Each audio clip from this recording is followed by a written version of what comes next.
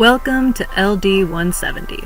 So thinking about what to say to you all as a welcome and a call to dig into the material we will be presenting to you over the next few days, I am once again reminded of two things. First, that it is crazy that we let students do so much at the college. And second, that empowering students to lead at so many levels of the college is the best thing that ever happened to the school.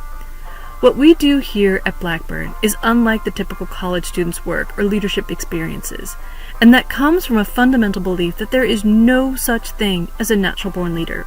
You know what I'm talking about, right? You've probably heard it said of someone who is really good at something, "Oh, they're a natural."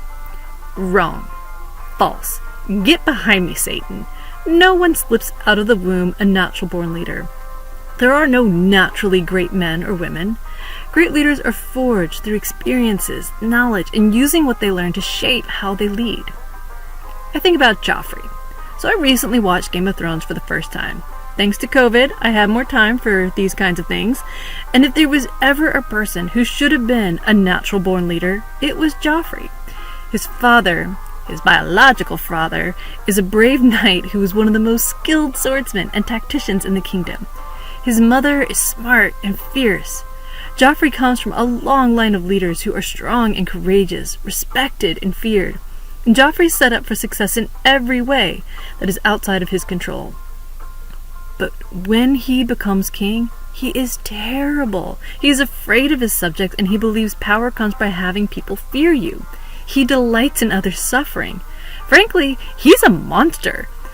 Joffrey may have been a sociopath, but he is also a terrible leader because he had responsibilities thrust upon him that he was in no way experienced or knowledgeable enough to handle, and he wasn't interested in gaining the knowledge to learn how to experience or to learn how to handle them.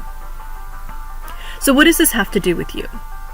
So you hold a leadership role at Blackburn for the coming year.